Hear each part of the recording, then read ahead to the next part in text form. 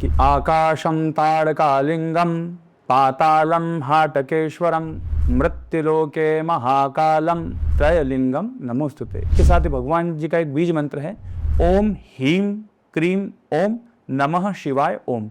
अवंतिकायां विहितावतारम मुक्ति प्रदाना भव सज्जनानाम अकाल मृत्यु परिरक्षणार्थम और वंदे महाकाल महम सुरेशम। पंडित जी, कहा जाता है कि उज्जैन में कोई भी राजा या मंत्री, मुख्यमंत्री यहाँ पर रात नहीं बिताते। पंडित जी, ऐसा भी कहा जाता है कि भस्म आरती के दौरान जी आत्माओं की उपस्थिति भी महसूस की जा सकती है। जी। तो आपने कभी आरती के दौरान कभी ऐसा महसूस किया है? पंडित जी, एक और कहानी हमने सुनी है, मुझे नहीं पता उस पर कितनी सच्चाई है। एक पुजारी थे जिन्होंने भस्म ना मिलने के कारण अपने ही पुत्र की बलि चढ़ाकर जी उसकी भस्म से शिव जी की आरती की थी।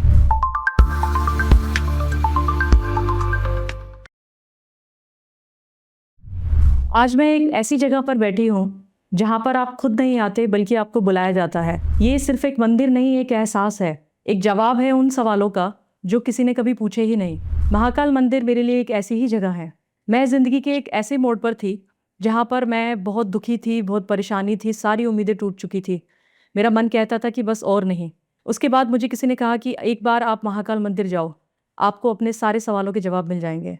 फिर मैं महाकाल मंदिर आई, मैंने बाबा के दर्शन किए और मैंने देखा कि मुझे ऐसा एहसास हुआ कि जैसे मेरे सर पर किसी ने हाथ रखा हो और कहा हो कि मैं हूँ तुम्हारे साथ। वो दिन था, उसके बाद मेरी ज़िंदगी बदल गई। मुझे ऐसा लगा कि मेरे सारे सपने सच होने लगे और बाबा ने हर कदम पर मेरा साथ दिया। एक खास बात और भी है महाकाल मंदिर के बारे में। हमारा चैनल एस्ट्रोलॉजी मैट्रिक्स की शुरुआत भी महाकाल मंदिर से ही हुई थी और बाबा के आशीर्वाद से हम आज 1.1 मिलियन की प्यारी फैमिली के साथ जुड़ चुके हैं और ये भी बाबा का ही आशीर्वाद है। और आज हम एक नए सफ़र की शुरुआत कर रहे हैं। हमारा पहला पॉडकास्ट वो भी उज्जैन नगरी में महाकाल बाबा के मंदिर के पास ही हो रहा है। मेरे साथ हैं महाकाल मंदिर के पुरोहित पंडित संदीप शर्मा जी। क्योंकि आप सब लोग महादेव के भक्त हैं, आप सब लोगों के बहुत सारे प्रश्न होंगे, बहुत सारे सवाल होंगे जो आप पूछना चाहते होंगे महाकाल बाबा के बारे में। तो आज इस पॉडकास्ट में हम वो सारे सवालों को कवर करेंगे। तो मेरे साथ एंड तक इस वीडियो में जुड़े रहिएगा। चलिए शुरू करते हैं। जय श्री महाकाल पंडित जी। जय श्री महाकाल, जय श्री महाकाल। कैसे हैं आप पंडित जी? जी आनंद मंगल, बाबा महाकाल की कृपा है। बिल्कुल बिल्कुल जी। बाबा की कृपा सभी पर बनी रहे, आपके और सभी पर बनी रहे। जी बिल्कुल। तो पंडित जी, मेरा पहला सवाल है कि महाकाल बाबा को कालों का काल कहा जाता है, तो इसके ऊपर आप क्या कहना चाहेंगे? इसके पीछे की क्या कहानी है? इस ज्योतिर्लिंग का नाम भी महाकालेश्वर है, तो इस पर आप क्या कहना चाहेंगे? ये ऐसा है, ये बाबा महाकाल है कि आकाशम ताड़कालिंगम पातालम हाटकेश्वरम मृत्युलोके महाकालम त्रयलिंगम नमोस्तुते। 3 लिंगों की प्रधानता माने जाते हैं। आकाशम ताड़कालिंगम, प्रथम आकाश में ताड़क नामक लिंग है जिसका देवता लोग पूजन करते हैं प्रतिदिन। पातालम हटकेश्वर, द्वितीय पाताल में हटकेश्वर नामक ज्योतिर्लिंग विराजमान है जिसका राक्षस लोग सर्प लोग पूजा करते हैं। मृत्युलोके महाकालम, और मृत्युलोक में भगवान महाकाल है। मृत्युलोक के भगवान महाकाल अधिपति हैं इसलिए। और 4 दिशा होती है, पूर्व पश्चिम उत्तर दक्षिण। तो दक्षिण दिशा को जो है अशुभ माना जाता है। हम कोई भी मकान लेते हैं तो दक्षिण दिशा में का मकान लेते हैं क्योंकि दक्षिण दिशा यम की रहती है और भगवान महाकाल का मुख जो है दक्षिण दिशा में है। और काल की तरफ मुख होने से, दक्षिण की तरफ मुख होने से भगवान महाकाल कहलाए हैं। यानी जिससे काल भी डलता हो, जो काल से भी परे हैं और जिससे काल भी जिनका सामना नहीं कर पाता, ऐसे बाबा महाकाल है। इसलिए दक्षिण मुखी ज्योतिर्लिंग होने की तरफ और काल की तरफ मुख होने के कारण इनको बाबा महाकाल कहा जाता है। जय बाबा महाकाल। जय बाबा महाकाल। तो पंडित जी, मेरा दूसरा सवाल ये है कि लोग कहते हैं कि भैरव बाबा के दर्शन के बिना जी महाकालेश्वर के दर्शन अधूरे हैं। जी। तो ऐसा लोग क्यों कहते हैं? इसके पीछे की क्या रहस्य है? इसके पीछे का रहस्य यही है कि आप संसार में कहीं पर भी जाएंगे, आप किसी भी देवी मंदिर में जाएंगे या शिव मंदिर में जाएंगे तो वहाँ उनके एक रक्षक देवता विद्यमान रहते हैं जी, जो उस क्षेत्र की रक्षा करते हैं या उस मंदिर की रक्षा करते हैं। तो माता जी के मंदिर में जाएंगे तो शेर तो विराजमान रहता है, वहाँ पर भैरव विराजमान रहते हैं माता जी हर मंदिर में। वैष्णो देवी जाएंगे तो वहाँ पर भी भैरव। इसी प्रकार हर शिव मंदिर पे प्रत्यक्ष रक्षक देवता रहते हैं। तो यहाँ पर भी उज्जैन नगरी में जो है, उज्जैन नगरी के रक्षक हैं तो भगवान महाकाल के द्वारपाल कहे गए हैं। तो काल भैरव भगवान महाकाल के द्वारपाल है। द्वारपाल जो नगर की रक्षा करते हैं, जिन्होंने भगवान स्वयं ने उनकी आज्ञा से तैनात किया है कि मैं यहाँ तुमको तैनात करता हूँ। कोई भी व्यक्ति किसी प्रकार की आपदा हो यहाँ पर आने नहीं पाए बिना आपकी मर्जी के अंदर। तो अगर राजा से मिलना है तो पहले द्वारपाल से मिलना पड़ता है, उसके बाद जाना पड़ता है। तो इसलिए भगवान महाकाल के दर्शन करते हैं तो उनके द्वारपाल जो हैं, उनके नगर सैनिक जो, उनके रक्षक जो हैं, उनसे भी मिलना पड़ता है। तो ऐसा कहा जाता है कि अगर आप उनके दर्शन नहीं करो तो बाबा महाकाल के दर्शन अधूरे माने जाते हैं। इसलिए साथ में के काल भैरव जी की, बाबा जी को भी दर्शन किए जाते हैं साथ में बाबा महाकाल के जी। उससे यात्रा पूर्ण मानी जाती है जी। तो पहले भैरव बाबा जी के दर्शन करने चाहिए कि पहले महाकालेश्वर के दर्शन करने चाहिए? जी, ऐसा कहीं नहीं, पहले भगवान महाकाल के दर्शन करना चाहिए, बाबा के दर्शन करना चाहिए, फिर उनके द्वारपाल से दर्शन करना चाहिए। बाकी श्रद्धा अनुसार आप किसी भी कर सकते हैं, इसी में किसी प्रकार का वो ये नहीं है कि आप दर्शन पहले बाबा भैरव करो। आपकी श्रद्धा हो तो आप बाबा महाकाल से दर्शन करो, भैरव से दर्शन करो। पर अगर आपके मन में श्रद्धा भक्ति है जी, तो आप दर्शन कर सकते हैं, वरना आप दर्शन करने से भी कोई मतलब नहीं, किसी की भी दर्शन करो, बाबा महाकाल भी करो। अब श्रद्धा भक्ति से आप दर्शन नहीं किए तो आपको कोई उसका महत्व नहीं है। जी जी। तो भैरव बाबा जी के मंदिर में मदिरा चढ़ाई जाती है, जी जी, प्रसाद मदिरा के चढ़ाई रूप में। जाती है। जी जी, तो ऐसा मानना है कि वो मदिरा गायब हो जाती है। जी जी बहुत सारे वैज्ञानिक आए जी, हैं जी, हमारे बिल्कुल। भारत जी, जी, विदेश के, जिन्होंने बहुत जानने की कोशिश करी जी, कि जी। ये मदिरा कहाँ जाती है, जी, क्या जी। होता है इसका, जी, जी। लेकिन कोई पता नहीं लगा पाया। जी, तो जी। इसके बारे में आप क्या कहना चाहेंगे हमारे दर्शकों से? जी, काल भैरव जैसे मैंने बताया भगवान के, स्वयं भगवान का अवतार है भैरव बाबा, भगवान शिव का अवतार है। और काल भैरव भगवान के नगर सैनिक है। तो अलग अलग भारतवर्ष में अनेक भैरव विद्यमान है, बड़े बड़े भैरव, अष्ट भैरव हैं, अष्टविनायक हैं। वहाँ पर अलग अलग भगवान को चढ़ावा चढ़ता है। हमारे यहाँ शुरू से भगवान बाबा जो काल भैरव है, इनको मदिरा का भोग लगाया जाता है। जी जी। और मदिरा विशेष जो हमारे जो पुजारी जी रहते हैं, जहाँ पूजन करते हैं, वो एक चांदी की प्याली में उस मदिरा को डाल करके उस कुछ विशेष मंत्र का उच्चारण करते हैं। उस मंत्र का उच्चारण करने के बाद जो है मदिरा जब भगवान के मुख से लगाई जाती है तो मदिरा ऑटोमेटिक जो है भगवान ग्रहण करते हैं ना, गायब उस प्लेट में से गायब हो जाती है। जी मैंने खुद देखा जी है। जी, आपने खुद ने देखा होगा, अनुभव किया होगा। लेकिन इसका जो है ये कोई भी आज तक ये पता नहीं लगाया कि वो मदिरा जाती कहाँ है या कहीं निकलती है। आसपास के क्षेत्र में कहीं भी जाएंगे आप तो ऐसा कोई स्थान नहीं मिला कि जहाँ से आपको लगे मदिरा आई। तो ये भगवान क्यों, भगवान महाकाल और भगवान भैरव जी का चमत्कार है कि वो मदिरा पान करते हैं और वो मदिरा पान कर करके वो मदिरा कहाँ जाती है इसका आज कोई सोर्स पता नहीं लगा है। वैज्ञानिक भी आए थे किसी समय, सुना था जी। उन्होंने भी कुछ खोजबीन किया, लेकिन वो भी पता नहीं कर पाए कि आखिर ये मदिरा जाति का है। इसे आप भगवान का चमत्कार ही मान सकते हैं। बिल्कुल, हजारों लाखों श्रद्धालु रोज आते जी हैं, जी इतनी मदिरा वो चढ़ाते हैं। जी जी तो वो कहाँ जाती है ये जी आज जी तक किसी को जी जी, कि प्रत्यक्ष नियम प्रमाण, वो प्रत्यक्ष उसको प्रमाण की आवश्यकता नहीं है। बिल्कुल जी जी, जो आपके सामने दिख रहा है। जी जी जी जी पंडित जी, कहा जाता है कि उज्जैन में कोई भी राजा या मंत्री, मुख्यमंत्री यहाँ पर रात नहीं बिताते। कहा जाता है कि अगर वो रात बिताते हैं या तो कुछ अनहोनी हो जाती है या उनकी सरकार गिर जाती है, जैसे कि पहले हो चुका है। जी जी जो हमने पढ़ा है। जी जी तो इसके बारे में आप क्या कहोगे? क्योंकि ये भी कहा जाता है कि महाकाल के सिर्फ एक ही राजा हैं, वो है महाकाल बाबा। जी जी तो ऐसा क्यों होता है? जी, बिल्कुल आपने सत्य कहा कि राजा एक ही केवल बाबा महाकाल। अवंतिका नगरी में अत्यंत प्राचीन नगरी रही, सप्तपुरियों में है अवंतिका नगरी।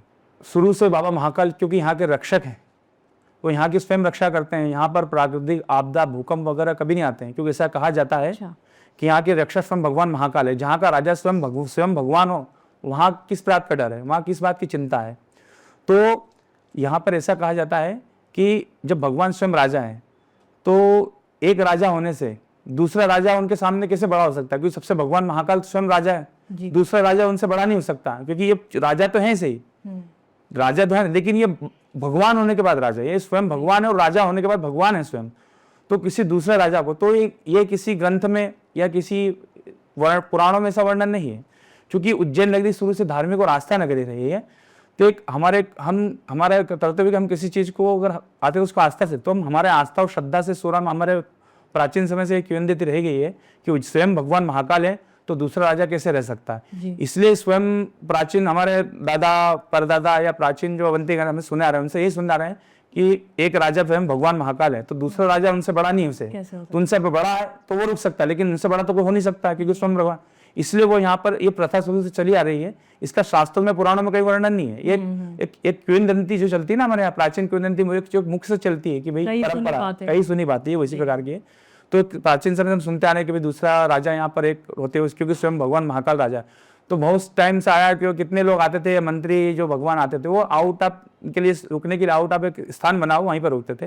तो यहाँ उज्जैन नगरी में नहीं रुकते। तो जब से परंपरा चली आ रही है कि भैया स्वयं भगवान महाकाल, तो एक राजा के होते हुए दूसरा राजा यहाँ पर नहीं रुक सकता। ये भगवान के प्रति एक सम्मान का भाव है। हम लोगों ने एक सम्मान दिया भगवान को, आप स्वयं राजा इसलिए हमने। तो इसका किसी पुराणों में या किसी ग्रंथों में ऐसा वर्णन नहीं है।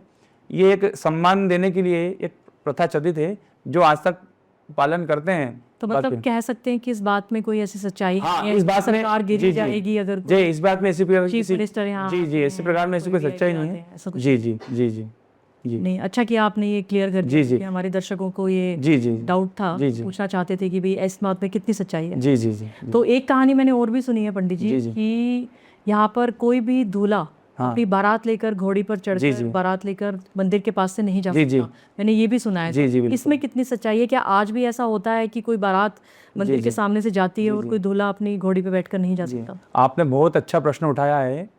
मैंने भी देखा है अधिकतर मैं कितनी बार में जाता हूँ नेट वगैरह तो वेबसाइट पे या व्हाट्सएप पे ये प्रश्न बहुत लोगों के मन में जिज्ञासा है। जी। और अधिकतर मैंने ये प्रश्न देखा सभी क्या रहे ऐसा जाता है कई वेबसाइटों पे भी दे रखा है कि भगवान महाकाल के शिखर के सामने से कोई दूल्हा नहीं निकलता है, कोई बारात नहीं निकलती है। लेकिन ये बात वास्तव में असत्य है। अच्छा। क्योंकि भगवान महाकाल तो स्वयं राजा है बिल्कुल। और उनकी प्रजा उनके जो रहने वाले उनकी प्रजा है। तो राजा के युग में अगर प्रजा आनंद का उत्सव नहीं मनाएगी तो किसके उसमें मनाएगी? बिल्कुल। तो ऐसा नहीं है। जो वहां पर आसपास के निवासी जो रहते हैं, क्योंकि अगर बारात निकलती जो वहीं निकलेगी जो आसपास का क्षेत्र, तो वहां की जो आसपास के क्षेत्र रहवासी है वो वहां से निकालते हैं। कितनी बार मैंने देखा है वहां से बारात निकली है और निकलती भी है। लेकिन उसका एक नियम है, जब वह व्यक्ति दूल्हा घोड़ी चढ़ता है, जब भगवान महाकाल के शिखर के सामने आता है तो भगवान को घोड़ी से उतर करके भगवान को दंडवत प्रणाम करता है कि हे बाबा महाकाल रक्षक, मैं आपके दरबार में आपके यहाँ से निकल रहा हूँ, मेरी शादी निर्विघ्न संपन्न करना। और प्रार्थना करके हाथ जोड़ करके बाबा की आशीर्वाद लेकर के और फिर वो भगवान महाकाल के शिखर के सामने से निकलता है और धूमधाम में शादी होती है। तो इस बात में किसी प्रकार की सच्चाई नहीं है। ये केवल एक असत्य और भ्रामक जो है खबर है, ये सब जगह है। बाकी इसमें कोई दूल्हा अगर घोड़ी से उतरता है वो सिर्फ महादेव का आशीर्वाद लेने के लिए उतरता है। जी बिल्कुल। इसी बात का लोगों ने कहानी बना दी हो। जी जी जी जी जी। बाकी जो भी है, जितनी बार दूल्हे की बारात निकली भगवान के सामने से कोई दिक्कत नहीं। भगवान तो स्वयं भोलेनाथ है। पिता के सामने अगर पुत्र की बारात तो उनको क्या तकलीफ है? इसलिए इस बात में कोई सच्चाई नहीं है। पिता क्यों नाराज होंगे? क्यों नाराज होंगे? जी जी जी। वो तो प्रजा है उनकी। प्रजा अगर उत्सव आनंद नहीं लेगी तो उस नगर में आनंद कैसे होगा? सही बात है। जी जी जी। और राजा स्वयं भगवान है तो उसको तो दुगना आनंद हो जाता है प्रजा के लिए। तो विवाह की बात हो गई। सही बात है, सही बात। जी जी। पंडित जी एक और कहानी हमने सुनी है, मुझे नहीं पता उसमें कितनी सच्चाई है। एक पुजारी थे जिन्होंने भस्म ना मिलने के कारण अपने ही पुत्र की बलि चढ़ाकर उसकी भस्म से शिव जी की आरती की थी। तो इस बात में कितनी सच्चाई है? क्या ऐसा हुआ था? आप इस बारे में क्या कहना चाहोगे? जी जी, इस बात में कोई सच्चाई नहीं है। वो किसी समय में आज से 200-300 साल पहले जरूर शमशान की भस्मी चढ़ाई जाती थी भगवान को। ऐसा है, वर्णन है, भगवान भस्मी चढ़ाते, क्योंकि भगवान तो स्वयं भोलेनाथ है, शमशान के वासी हैं। बिल्कुल। तो यूं भी भस्म चढ़ा के रखते हैं क्योंकि वो मृत्यु लोक के अधिपति हैं। और यहाँ पर जो हमारा शमशान जो है जागृत शमशान है। चूंकि जागृत शमशान है उज्जैन का, उसको चक्र तीर्थ कहा गया है। यहाँ पर विशेष प्रकार के अनुष्ठान होते थे, अमावस्या को है, विशेष प्रकार के तांत्रिकों का जमावड़ा लगता है। यहाँ पर से तंत्र की सिद्धि की जाती है उनकी। तो तंत्र की सिद्धि में बाबा महाकाल विशेष रूप से आते हैं। तो भगवान को जो भस्म चढ़ाई जाती थी वो किसी समय चढ़ाई जाती, लेकिन वर्तमान में भगवान को शुद्ध गाय के कंडे से गोबर की जो है भस्म चढ़ाई जाती है प्रतीक मात्र में। तो भस्म चढ़ाने का रहता है कि भस्म चढ़ाने का मतलब किसी की मृत्यु हो गई तो उसकी भस्म चढ़ाई जाती है। अगर जिंदा भगवान तो स्वयं भगवान है, वो थोड़ी चाहेंगे किसी मृत्यु को मार करके उसके आप भस्म चढ़ा दी जाए। बिल्कुल बिल्कुल। हमारे यहाँ किसी भी ग्रंथों में भगवान को पशु बलि का या मनुष्य बलि का वर्णन नहीं है। एक निमित्त मात्र की बलि दी जाती है। तो भगवान को, माता जी को नींबू की बलि दे सकते हैं, आपने देखा कद्दू की बलि दी जाती है। इसी प्रकार भगवान महाकाल को भस्म चढ़ाई जाती है। तो किसी समय परंपरा होती है, किसी समय ऐसे लोग रहते थे, किसी समय ऐसा माहौल होता होगा उस वक्त ये भस्म चढ़ाई जाती थी। लेकिन वर्तमान के परीक्षण में 200 साल से ये संभव नहीं है। तो इसलिए भगवान को प्रतीकात्मक रूप से जो भस्म चढ़ाई जाती है, लेकिन वो गाय के शुद्ध कंडे की गोबर की वर्तमान में भस्म चढ़ाई जाती है। और वो भस्म प्रतिदिन हमारे महंत जी हैं, अखाड़े महानिर्वाणी जी अखाड़े के महंत जी हैं, वो महंत वहीं पर महाकाल मंदिर के शिखर के पिछले भाग में भस्म बनती है। और वही भस्म भगवान को जो है प्रतिदिन आरती के पहले चढ़ाई जाती है। तो किसी शव की भस्म नहीं होती? जी, शव की भस्म नहीं, एक शुद्ध गाय के कंडे के उपले की भस्म रहती है। अच्छा। जी जी। पंडित जी ऐसा भी कहा जाता है कि भस्म आरती के दौरान जी जी आत्माओं की उपस्थिति भी महसूस की जा सकती है। जी जी। तो आपने कभी आरती के दौरान कभी ऐसा महसूस किया है? जी जी। कोई ऐसा अनुभव जो आप हमारे साथ शेयर करना चाहते हो? जी जी, ऐसा है, जब भगवान महाकाल की आरती होती है तो उज्जैन में ऐसा कहा गया है कि 36 कोटि देवता निवास करते हैं। जी। तो जब बाबा महाकाल की आरती होती है, संध्या समय भस्म आरती होती है, तो जो कि राजा की आरती होती है, तो संपूर्ण प्रजा जो है, संपूर्ण प्रजा उस आरती का नहीं, तो जितने भी उज्जैन में मंदिर होते हैं या जो देवता होते हैं वहाँ पर आकर के उस आरती में जो है सम्मिलित होते हैं। तो जब उस वक्त जब आरती होती है और जब आप भगवान का ध्यान करते हैं या भगवान को उस आरती के जब नीले हो जाते हैं, तो आपको एक विशेष प्रकार की अनुभूति होती है। और ये केवल जब उस वक्त अनुभूति होगी जब भगवान का भस्म आरती होता है। जी। ये कुछ उस प्रहर का समय रहता है जब आपको विशेष प्रकार की अलग प्रकार की अनुभूति रहेगी, लेकिन फिर उसमें आपकी श्रद्धा अनुसार अनुभूति होगी आपको कि आप भगवान के प्रति क्या श्रद्धा रखते हैं। बाकी ये निश्चित बात है कि आप अगर भगवान की भस्म आरती करेंगे तो आपको अलग ही प्रकार की अनुभूति होगी, अलग ही प्रकार को आनंद आएगा और बिल्कुल आपको ऐसा एहसास होगा कि शक्तियाँ वाकई में है भगवान महाकाल की और आपको अनुभव होगा। ये बात बिल्कुल बात में सच्चाई है। आपने जी जी किया है। मैंने अनुभव किया है और जिसने भी भस्म आरती को आनंद लिया है, देखा है, उसने भी कुछ न कुछ अनुभव किया है। चाहे वो सेलिब्रिटी ने आए हो, दर्शन किया है, उन्हें अनुभव किया है, कई राजनेता आए हैं या आम नागरिक, जिसकी जैसी भावना रही उसने उस प्रकार की शक्तियों का अनुभव किया है। ये बिल्कुल सत्य बात है। जी जी। जी। और मैंने ये भी देखा है कि भस्म आरती के समय पे जी जी औरतों को, महिलाओं को जी, जी। पल्लू करने के लिए कहा जाता जी है। जी तो ऐसा क्यों कहा जाता है? जी जी बिल्कुल आपने सही सवाल करा कि भस्म आरती जब होती है तो पूरी भस्म आरती में जो है पल्लू नहीं ढाका जाता है। जी जी है ना, एक समय है, एक जिस समय टाइम है। पे बोला जाता है। ऐसा होता है कि जिस प्रकार जैसे भगवान को अपन ने स्नान कराया, तो भगवान जब स्नान करते हैं तो भगवान को जब भस्मी चढ़ती है ना, तो ऐसा कहा जाता है कि भगवान दिगंबर रूप में रहते हैं। दिगंबर रूप मतलब नग्न रूप रहता है भगवान का। जी जी उस वक्त भस्मी चढ़ती है। अच्छा। तो वो दिगंबर रूप में रहने के कारण पुरुष तो देख सकते हैं, लेकिन महिलाओं को आप अशुभ माना जाता है, इसलिए महिला नहीं देख सकती। इसलिए जब भगवान की भस्मी चढ़ती है भगवान को, जब भगवान ऐसा माना जाता है कि भगवान दिगंबर रूप में हैं, उस वक्त महिला को कहा जाता है कि आप अपना पल्लू ढाक लीजिए, भगवान की भस्मी आप मत देखिए। भगवान के दिगंबर रूप में रहने के कारण महिलाओं को पल्लू डालने को कहा जाता है। जब तक भस्मी चढ़ती है महिलाएं पल्लू ढाकती हैं, और जैसे ही भगवान को भस्मी चढ़ती है भगवान को धरते हैं, पुनः महिलाएं से ढाक करके आरती का आनंद ले सकती हैं। क्योंकि दिगंबर रूप में भगवान रहते हैं, इसलिए महिलाओं को पल्लू डालना का विधान है मंदिर में। जी मैंने देखा है कि लोग जी जी और ये सत्य बात है, और आज भी ये प्रतिदिन विधान चलता है। जब भी भगवान को भस्मी चढ़ती है तो महिलाओं को पल्लू दिया माइक पे बोला जाता है। जी माइक पे बोला जाता है, सूचना दी जाती है कि भगवान को भस्मी चढ़ रही है, आप अपना पल्लू जो है ढाक लीजिए, भगवान को देखे में पल्लू ढाक लीजिए। जी जी। तो पंडित जी, भस्म आरती के समय क्या होते हैं? अगर किसी को भस्म आरती अटेंड करनी है, कोई आना चाहता है, तो वो कैसे कर सकता है? उसका क्या प्रोसेस है? जी देखिए, भगवान महाकाल की भस्म आरती जो है पूरे विश्व प्रसिद्ध है। जी इसके दो तरीके होते हैं।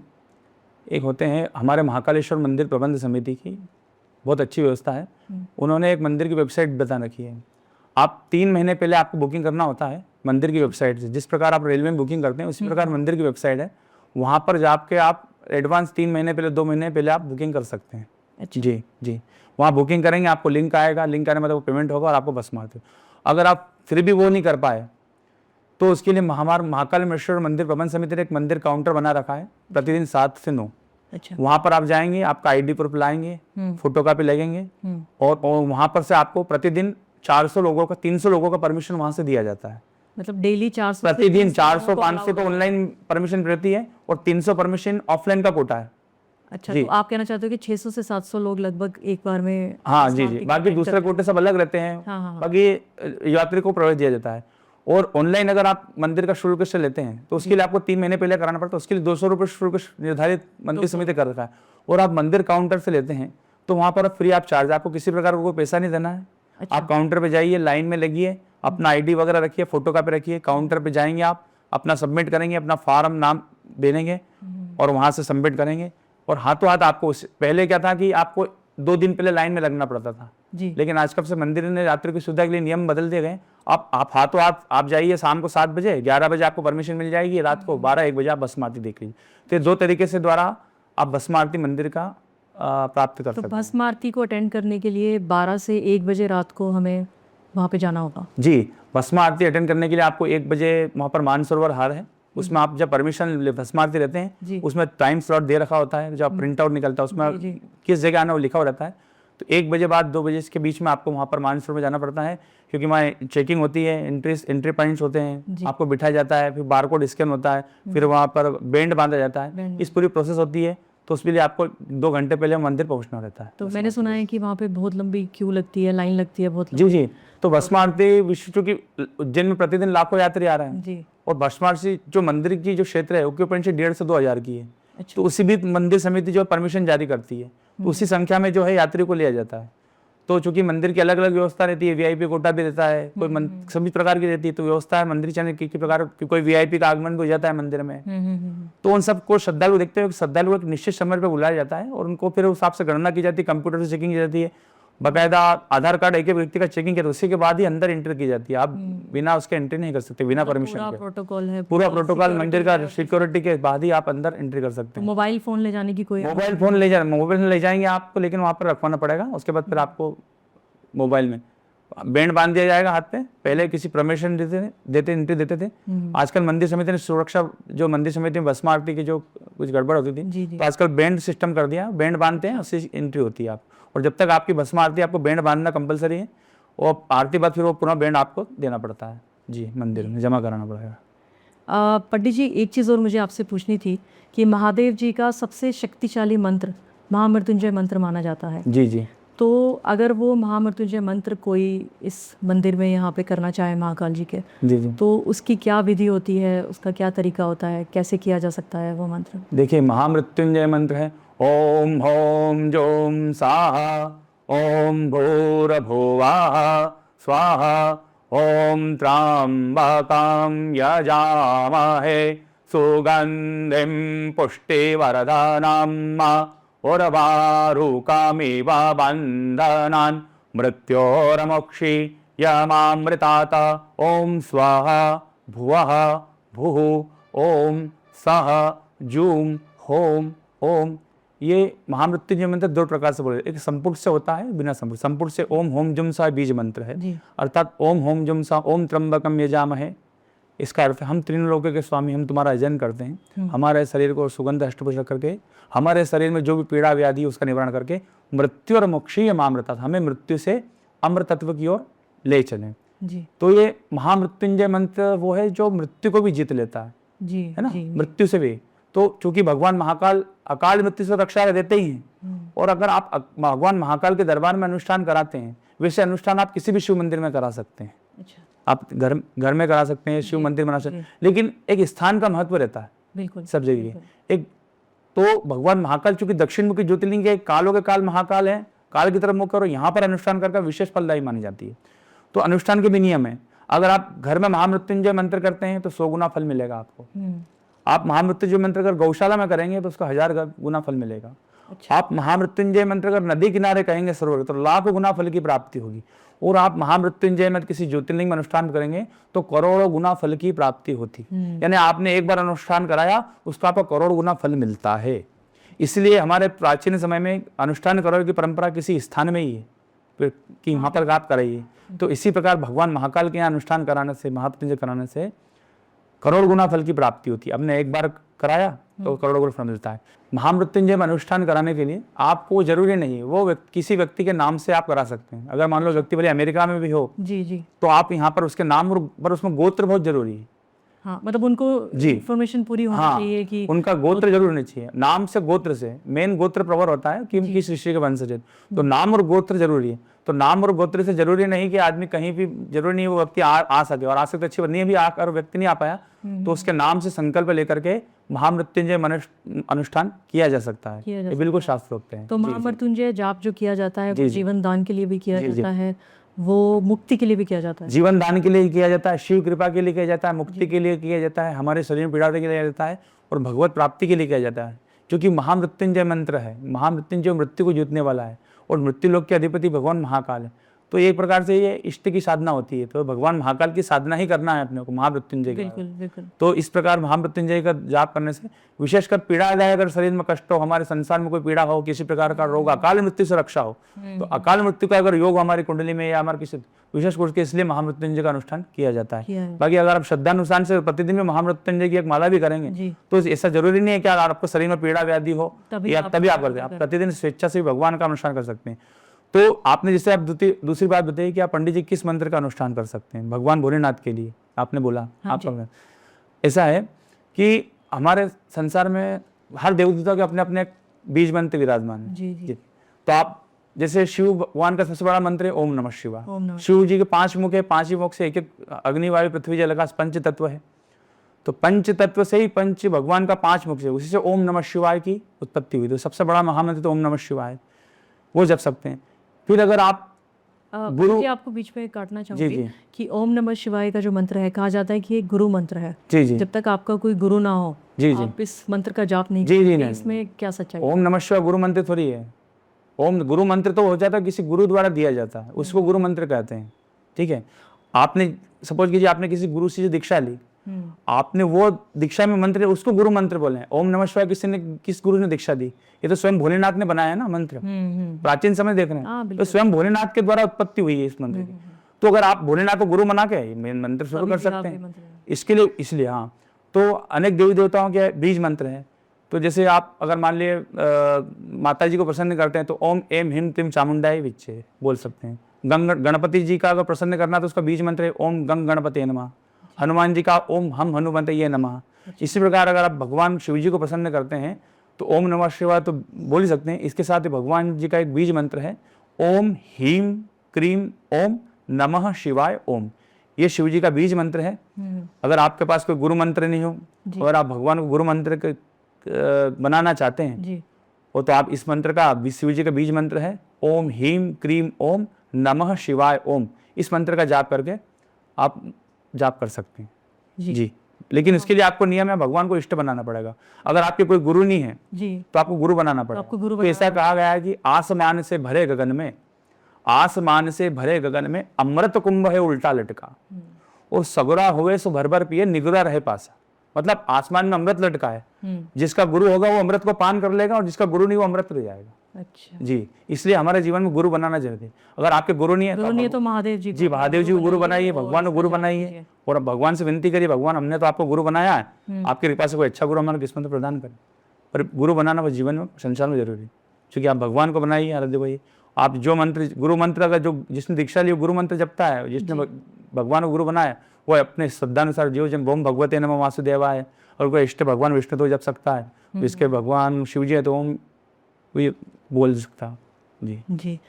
तो पंडित जी एक सवाल मेरा और था जो थोड़ा रहस्यमय मुझे लगता है कि नागचंदेश्वर मंदिर है शिव जी का, वो यहाँ पे महाकाल में है जी। और वो मैंने सुना है कि सिर्फ एक ही दिन साल में खुलता है, पूरे सिर्फ एक दिन, जहाँ पे लाखों श्रद्धालु आते हैं, वहाँ पे भीड़ होती है बहुत जी। तो वो एक दिन ही क्यों खुलता है, उसके पीछे का क्या रहस्य है? नाग पंचमी वाले दिन खुलता है। ऐसा है, भगवान महाकाल के जो प्रथम तल पर नाग चंद्रेश्वर भगवान विराजमान है ना जी। परमालकालीन प्रतिमा है। ऐसा कहा जाता है कि नेपाल से प्रतिमा लाई गई थी। अच्छा जी। तो भगवान भोलेनाथ हैं और भोलेनाथ की गोद में माता पार्वती बैठी हुई है। अच्छा जी। ये प्रतिमा है परमालकालीन, वहाँ पर विराजमान है। तो ये नेपाल से लाई गई थी? नेपाल से लाई गई प्रतिमा है, तो यहाँ पर विराजमान। तो प्राचीन समय जो उज्जैन नगरी रही थी, यहाँ पर किस समय मेला लगता था। जो प्राचीन समय में हमारा एक नागतली क्षेत्र है उज्जैन में, आज बहुत लोग कम जानते हैं, जो प्रचलन में नागतली क्षेत्र है, वहाँ पर सबसे प्रथम मेला नाग पंचमी लगता था। अच्छा। लेकिन जब से भगवान ये प्रतिमा यहाँ पर भगवान की विराजमान की गई, तो नाग चंद्रेश्वर दर्शन का महत्व इसलिए कि नाग पंचमी साल में एक बार ही आती है जी। और चूंकि इस नागभान भगवान के अंदर, नाग प्रतिमा के अंदर वो विराजमान है, तो इसलिए इनका दर्शन केवल 24 घंटे के लिए खुला जाता है। तो नाग पंचमी एक दिन पहले रात को 12 बजे से नाग पंचमी के दिन 12 बजे तक केवल 24 घंटे के लिए ये मंदिर खुला रहता है जी। तो बहुत भीड़ लगती होगी, बहुत श्रद्धालु आते होंगे। 5 लाख 10 से 8 लाख के दर्शन कैसे हो पाते हैं एक दिन में जी? 24 घंटे के लिए पट खुलता है और श्रद्धालु रात से एक दिन पहले लाइन लग जाते हैं। उसके लिए फ्री वाला दर्शन भी रहते हैं और 250 की टिकट ये मंदिर समिति विशेष दर्शन की टिकट जो है व्यवस्था करती है। आपको लाइन में लगना हो तो आप दर्शन कर सकते हैं। और अगले दिन तक लाइन तक 12 बजे तक ही लोगों को लगाया जाता है, 9 बजे तक। उसके बाद उनको सूचना दी जाती है कि भैया अगर आप 9 बजे बाद आप नहीं लगेंगे मंदिर पट बंद। तो जितने लोग आ गए 9 बजे उनको निकाल करके भले वो 3 बजे की थी, उसके बाद वो पट बंद कर देते हैं। फिर कोई दर्शन बंद कर, फिर महंत जी पूजन करते हैं और पुनः। लेकिन ऐसा नहीं है कि केवल श्रद्धालुओं के मंदिर बंद रहता है, लेकिन वहाँ के जो महंत जी हैं वो प्रतिदिन वहाँ पर आज भी पूजन जाते हैं। जी, पूजन तो भगवान का होगा ना, पूजन थोड़ी बंद होता है। केवल श्रद्धालुओं के लिए एंट्री केवल 24 घंटे में, साल भर में 24 घंटे के लिए दी जाती है। बाकी महंत जी प्रतिदिन वहाँ पर भगवान का पूजन है ना, वो जाते हैं, पूजन करते हैं। वो जाते हैं वो। जी जी, वो जाते हैं। श्रद्धालुओं के लिए केवल साल में एक बार खुला जाता है मंदिर। पंडित जी, मैंने ये भी सुना है कि महाकाल मंदिर के नीचे कुछ गुप्त सुरंगें हैं और उसके बारे में बहुत कम लोग जानते हैं, तो हमारे दर्शक जानना चाहते हैं कि क्या ऐसी सुरंगें हैं जो जिनका द्वार पाताल लोक तक भी है। मैंने इसके बारे में भी सुना है, तो इसमें क्या सच्चाई है? जी, मैं आपको बताना चाहता हूँ कि मैंने भी बहुत जगह बताया, लेकिन इसमें ये बात है कि महाकाल मंदिर के नीचे कोई सुरंग नहीं है। महाकाल मंदिर के पास अंदर गर्भगृह में एक गुफा है जहाँ कागभूषणी जी ने तपस्या करी थी। अच्छा। वो स्थान है उनका, कागभूषणी जी का। अच्छा जी। और जो आप जिस गुफा की बात कर रहे हैं, यहाँ पर भरतरी गुफा का जो है, राजा भरतरी गुफा स्थली है, वहाँ पर वो स्थान है जहाँ से 4 धाम मंदिर का रास्ता जाता था।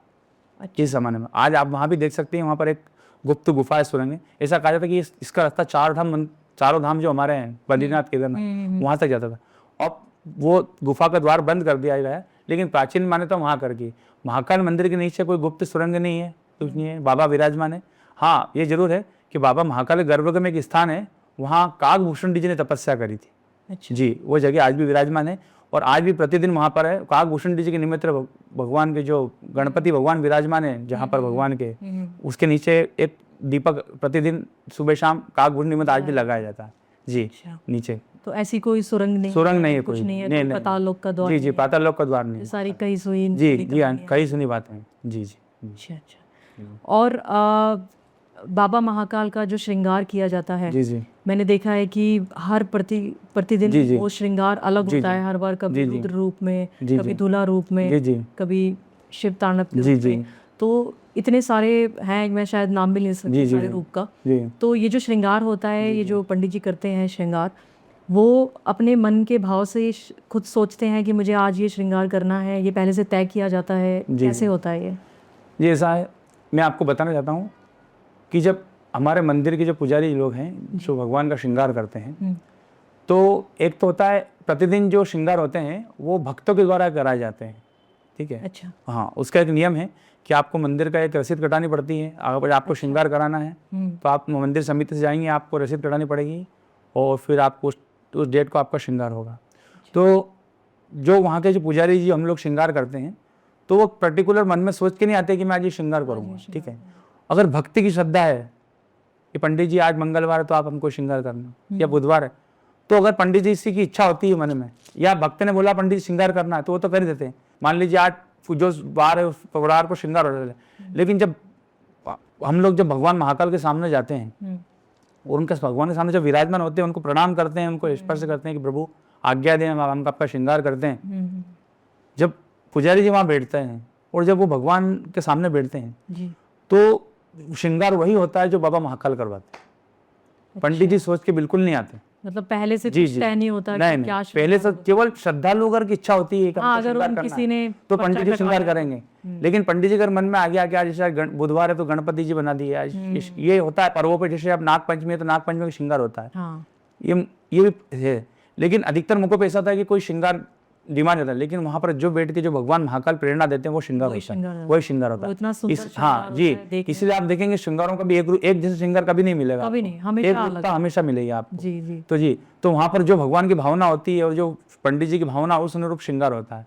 तो इसमें बिल्कुल सच्चाई है कि जैसे पंडित जी सोच के नहीं आते हैं, जो बैठते हैं भगवान के सामने, जो भगवान को जैसे जाकी रही भावना दी, उस प्रकार जिसी भावना रहती है, इस प्रकार भगवान के भाव प्रकट हो जाते हैं।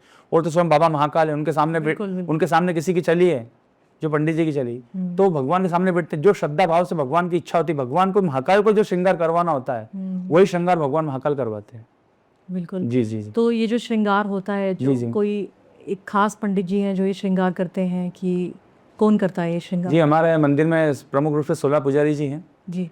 उन्हीं में से ये श्रृंगार किया जाता है। उन्हीं के जो परिवार के लोग हैं उन्हीं में से श्रृंगार किया जाता है। जी। अच्छा, वही श्रृंगार करते हैं। जी जी। क्योंकि ये भी कला है, जी श्रृंगार जी करना, जी एक सुंदर ये कला है, श्रृंगार पुरखों से करना, एक परंपरा रूप दिखाना है। जी जी शिव जी, का। ये परंपरा है और पुरखों से चली आ रही है, पीढ़ियों से चली आ रही पीढ़ियों से परंपरा चली आ रही है। है। जी जी, हम एक दूसरे को देख के सब सीख जाते हैं। बिल्कुल। जी जी जी। पंडित जी, कोई भी त्यौहार जब मनाया जाता है तो कहते हैं कि सबसे पहले वो त्यौहार महाकालेश्वर में मनाया जाता है, जी, जी। महाकाल बाबा के साथ मनाया जाता जी है। जी जी तो इसकी क्या प्रथा है, ये कैसे होता है? जी, बिल्कुल आपने सही कहा कि संपूर्ण भारत में कोई भी त्यौहार हो, चाहे होली हो, रक्षाबंधन हो, दिवाली हो, अन्नकूट हो, सबसे पहले भगवान महाकाल के आंगन में मनाया जाता है। जी। क्योंकि भगवान महाकाल राजा तो ही स्वयं मृत्युलोक के अधिपति है। जी। मृत्युलोक यानी कलयुग के अधिपति है। मृत्युलोक के अधिपति होने के कारण उनको सबसे पहले त्योहार उन्हीं के आंगन में मनाया जाता है। अच्छा, जी तो त्योहार जो मनाते हैं, जैसे जी, जी। होली मनाते हैं, जी, जी। दिवाली मनाते हैं, जी जी, या आप कोई से भी यात्रा करो, ये 4 धाम यात्रा करिए, 12 ज्योतिर्लिंग, जब तक आप भगवान महाकाल के दरबार में दर्शन नहीं करेंगे यात्रा पूर्ण नहीं मानेगी। क्यों? क्योंकि कलयुग के अधिष्ठान देवता है जो भगवान महाकाल है। भगवान महाकाल। इसलिए सर्वप्रथम, क्योंकि हम कलयुग में निवास करते हैं, हम कलयुग में, वर्तमान में कलयुग चल रहा है, कलयुग है, कलयुग प्रथम चरण है, वर्तमान में कलयुग का पहला चरण है, तो कलयुग के देवता भगवान महाकाल है। तो इस कलयुग मृत्यु लोक में जो भी कार्य होगा उसके प्रधान देवता न्यायाधीश भगवान महाकाल है। इसलिए सबसे पहले भगवान जो है महाकाल के आंगन में हर पर्व मनाया जाता है।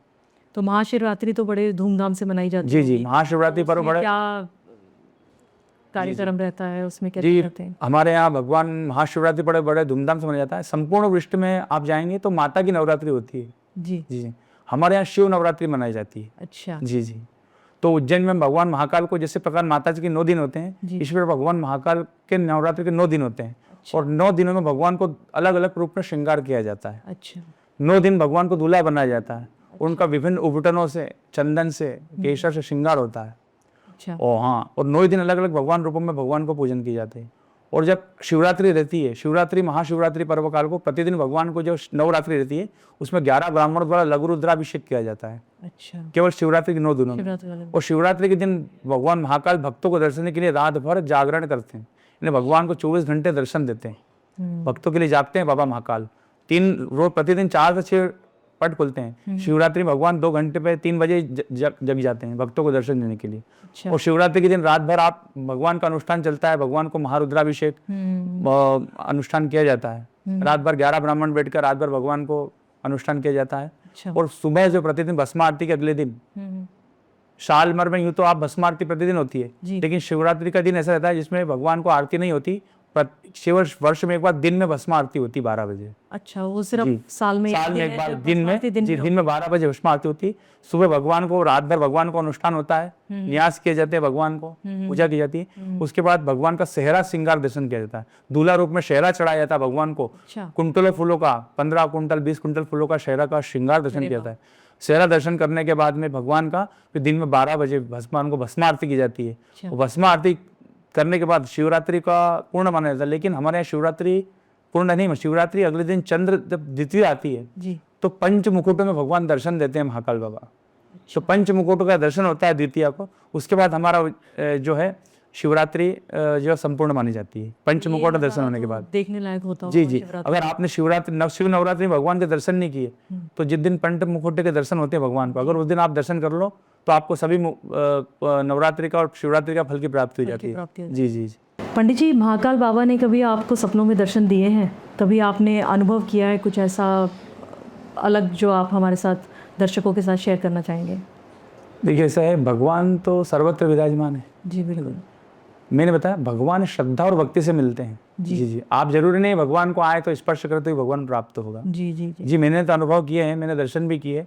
इसके लिए आपको दिव्य ज्ञान होना चाहिए, गुरु कृपा होनी चाहिए, भक्ति की कृपा होनी चाहिए। अगर आपके अंदर भगवान के प्रति श्रद्धा भक्ति है, भाव है, गुरु कृपा है, इष्ट कृपा है, और आप भक्ति से भगवान को अगर पूजेंगे तो भगवान आपको दर्शन देंगे, बिल्कुल देंगे, आप दर्शन प्राप्त कर सकते हैं।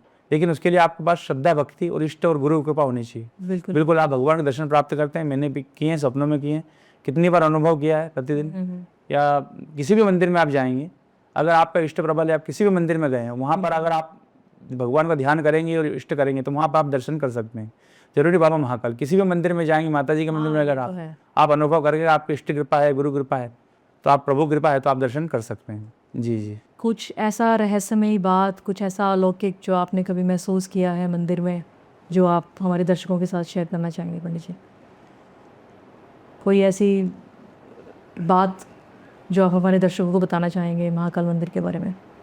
महाकाल मंदिर के बारे में आपको बताना चाहता हूँ कि अवंतिकायां विहितावतारम मुक्ति प्रदाना भव सज्जनानाम अकाल मृत्यु परिरक्षणार्थम और वंदे महाकाल महम सुरेशम। आज के समय में आदमी को सबसे बड़ा भय है मृत्यु का। बिल्कुल, मृत्यु का, मृत्यु से कोई बच नहीं सकता। लेकिन क्या कहते हैं, अकाल मृत्यु परिरक्षणार्थम वंदे महाकाल। तो भगवान महाकाल की शरण में जाने से, उनका दर्शन करने से, पूजन करने से अकाल मृत्यु से रक्षा हो जाती है। और जब अकाल मृत्यु से भी रक्षा हो गई तो किसी व्यक्ति की, तो उसको फिर जीवन में किसी चीज़ की कमी नहीं है, बिल्कुल, है ना। अगर आपके जीवन में मृत्यु नहीं है और आपके जीवन में स्वस्थ शरीर है तो आप तो ही जीवन जी सकते हो। बिल्कुल। तो भगवान महाकाल का दर्शन करने से अकाल मृत्यु से रक्षा हो जाती है आदमी की। तो अकाल मृत्यु से रक्षा हो गई ना, उसका जीवन धन्य हो गया, यानी वो सब चीज़ों से मुक्त हो गया। और चूंकि अवंतिका नगरी शुरू से ही मोक्षदायक नगरी कही है। संसार में दो जगह, काशी में जो है भगवान काशी विश्वनाथ जो है भगवान, वहां पर जो है जिसकी मृत्यु होती है उसको मोक्ष मिलता है। जी जी, इसलिए वहां पर जो है मणिकर्णिका घाट है। जी जी जी, वहां पर 24 घंटे चिताएं जलती है जी, आज भी जलती है वहां पर मृत्यु। लेकिन अवंतिका नगरी में जिसका जन्म होता है उसको मोक्ष की प्राप्ति होती है। तो जो कि आप भगवान महाकाल के जब ध्यान में जाते हैं, भगवान महाकाल के दर्शन करते हैं, तो जो कि ज्योतिर्लिंग है, यहाँ पर एक विशेष प्रकार की एनर्जी प्राप्त होती है। क्योंकि जो हमारे जो 12 ज्योतिर्लिंग है, प्रमुख से परमाणु रिएक्टर समझ सकते हो आप। अगर ये 12 ज्योतिर्लिंग जहाँ जहाँ विद्यमान है, ये परमाणु रिएक्टर है बहुत बड़े। यहाँ पर से एक विशेष प्रकार की एनर्जी प्राप्त होती है। तो अब ये आपके अंदर कैपेबिलिटी होना चाहिए कि आप उस एनर्जी को किस प्रकार ग्रहण कर रहे हैं। ठीक है, तो इसलिए कहा गया कि काहे गंगा जमुना नहाया, पहले मन को धो ले रे, और मन मंदिर में राम बसा ले तो देश देश को डो ले रे। तो यानी कि गंगा जमुना नहाने से आपका अगर मन में पाप नहीं है तो आप उस एनर्जी को फील कर सकते हो। बिल्कुल, ठीक है। तो अगर आपके मन में श्रद्धा भक्ति है और आप उस भगवत के प्रति आपकी श्रद्धा है और उस भगवान के प्रति आपका लगाव है और आप सच्चे दिल से केवल भगवान से मांगने आए हो कि भगवान मुझे आपके दर्शन करना है, आप कोई कामना मांगने नहीं आए हो, कोई बंगला मांगने नहीं आए हो भगवान से कि भगवान मुझे मकान दे दो, भगवान मुझे घर दे दो, भगवान मेरी विवाह करा दो, उस व्यक्ति को भगवान तो श्रद्धा भक्ति से आए, भगवान केवल आपकी भक्ति चाहिए, श्रद्धा चाहिए, भोलेनाथ आपका मेरे कृपा चाहिए, वही व्यक्ति जो है भगवान का दर्शन कर सकता है, उसी को विशेष अनुभव की प्राप्ति होती है। अगर जो व्यक्ति किसी प्रकार की मांगने जाता है भगवान से कि भगवान मेरे को देना, उसको फील नहीं होगा, क्योंकि वो वो कुछ सोच के जी किसी उद्देश्य से गया है, वो भगवान की भावना से नहीं गया है। ठीक है, भगवान से मांगने गया है, वो लेके गया है। लेकिन जो श्रद्धा भक्ति से आएगा, बिना आस्था से भगवान अपने चरणों जी जी चरणों में केवल नमन करने आएगा, वो आस्था लेकर के आएगा, उसको जरूर कुछ विशेष अनुभूति होती है। बिल्कुल, ये बिल्कुल सत्य बात जी। इसका मतलब आपको मांगना नहीं चाहिए, आपको बस श्रद्धा रखनी चाहिए, भगवान अपने आप। जी जी जी, बिल्कुल श्रद्धा है। भोले दानी है, वो तो खुद भोले दानी है ना, उग्र दानी। उनके शरीर पे क्या है, न कोई सोने का मुकुट है, सही बात है, न कोई चांदी का मुकुट है, न कोई अंगूठी पहनते हैं, न कोई गले, केवल भस्म लगाते रुद्राक्ष माला, तो उग्र दानी है, वो तो देने के लिए बैठे हैं भगवान। बिल्कुल बिल्कुल। आपके अंदर कितनी होना चाहिए कि आप उनसे कितना ले सकते हो, आप क्या ले सकते हो। आप धन चाहिए तो धन दे देंगे आप, बिल्कुल, भक्ति चाहिए तो भक्ति दे देंगे, ऐश्वर्य चाहिए तो ऐश्वर्य दे देंगे। रावण को सोने की लंका दे दी, प्रसन्न दी क्यों सोने, अपने पार्वती माता के लिए, अपने नहीं बनी थी, पार्वती माता के लिए बनी थी उन्हें, उनकी इच्छा के ऊपर, वो भी दे दी, रावण को प्रसन्न हो गए। तो भगवान तो ऐसे बोले दानी, आप जो उनसे मांगोगे वो आपको प्रदान करने हैं, लेकिन ये आपके ऊपर होना चाहिए कि आप उनसे क्या मांग रहे हैं। आप श्रद्धा मांग रहे हैं, आप मकान मांग रहे हैं, बंगला मांग रहे हैं, आप गाड़ी मांग रहे हैं, गुण मांग रहे हैं, ये वो प्रदान करेगा। लिए आपके ऊपर है कि आप उनसे क्या चाहते हैं, जो आप चाहेंगे वो भोलेनाथ, क्योंकि भोला भंडारी है वो आपको वो चीज प्रदान करेंगे। मैं एक जीता जागता उदाहरण जी जी जी जी, मैंने आपको बताया जी जी, जब मैं आई थी महाकाल तब कुछ नहीं था जी जी, और समझ नहीं आ रहा था कौन सी राह पे जाएं, क्या करें, कैसे करें। जी जी, मतलब हमने अपना कदम महाकाल में रखा और दुनिया पलट गई। जी जी, बिल्कुल अपने आप होती चली गई। मैंने कुछ कामना नहीं रखी थी, मैं कुछ उस सोच के नहीं आई थी कि मुझे भगवान से कुछ मांगना है। बस मुझे था कि एक बार दर्शन करने हैं, मुझे जाना है, एक बार देखना है, वहाँ की एनर्जी फील करनी है कि कैसी है। और वो एनर्जी मैंने फील करी। और आप बिल्कुल सही कह रहे हो कि जब आप बिल्कुल स्पष्ट और साफ मन के साथ आते हो तो आप कुछ मांगने की जरूरत नहीं है, आपको खुद ही भगवान श्रद्धा और भक्ति देखता है। भगवान ने राम जी ने सबरी के झूठे पैर खाए कि नहीं खाए, बिल्कुल वो बोलते रहते झूठे पैर। अपन अपने खुद के घर में बच्चों का अपन झूठा ग्लास नहीं पीते आजकल के युग में, क्या रहा है झूठा, लेकिन भगवान ने श्रद्धा से, क्योंकि शब्द के मन में भगवान ने श्रद्धा और भक्ति देखी थी, उसने नहीं देखा भगवान ने झूठा है कि अच्छा है। इसी प्रकार भगवान भोलेनाथ तो भोले खुद भोले भंडारी है। अगर आप उनके समर्पण में जाओगे, उनको सर्वस्व अपना न्यौछावर कर दोगे, तेरा तुझको अर्पण भोले क्या लागे मोरा, तो आपके लिए सब द्वार खोल देते हैं, कोई ईश्वरी कमी नहीं, हर चीज आपके लिए द्वार खोल देंगे भगवान भोलेनाथ। ऐसे भगवान भोले भंडारी हैं वो, स्वयं तो शमशान में निवास करते हैं लेकिन भक्तों को भंडार भर देते हैं। ऐसे मेरे भोलेनाथ भगवान। बिल्कुल जी जी, जय भोलेनाथ की। जय भोलेनाथ। तो पंडित जी, अब इस पॉडकास्ट का हम यहीं पे समाप्त करेंगे। जी जी जी। तो आप कोई ऐसा मंत्र, कोई ऐसी जाप हमारे दर्शकों को बताना चाहेंगे कि अगर उनको बहुत दुख है ज़िंदगी में, बहुत जी, जी। परेशान है, कोई एक मंत्र के साथ उसका जाप करते हुए हम इस पॉडकास्ट का समापन करना चाहेंगे। जी, विशेष प्रकार के मंत्र हैं भगवान को अनेक प्रकार के। सर्वप्रथम ओम नमः शिवाय का जाप कर सकते हो आप, महामृत्युंजय मंत्र का जाप कर सकते हो। तो और ओम ह्रीम क्रीम ओम नमः शिवाय ओम बीज मंत्र का आप जाप कर सकते हो। तो हम आज जो है महामृत्यु मंत्र के द्वारा भगवान का महामृत्युंजय मंत्र जाप करेंगे। बिल्कुल। और है ना, ओम होम जोम साहा ओम भूर्भुवः स्वाहा ओम त्र्यंबकं यजामहे सुगंधिं पुष्टिवर्धनं उर्वारुकमिव बन्धनान् मृत्योर्मुक्षीयमामृतात् ओम स्वाहा भुवः भुः ओम सः जूम होम ओम। जय श्री महाकाल। जय श्री महाकाल, जय श्री महाकाल, जय श्री महाकाल। तो दोस्तों, ये था हमारा आज का सफ़र महाकाल बाबा की नगरी में। आपको अगर ये वीडियो पसंद आई है तो आप अपने दोस्तों, अपने फैमिली के साथ इसे ज़रूर शेयर कीजिएगा। आई होप आपको अपने सारे सवालों के जवाब मिल गए होंगे। पंडित जी ने सारे सवालों के जवाब बड़ा अच्छे से दिए हैं। अगर फिर भी आपका कोई सवाल रह गया है तो आप कमेंट सेक्शन में हमें ज़रूर बताइएगा। बाबा का आशीर्वाद हमेशा आप लोगों पे बनाए रखें। हर हर महादेव।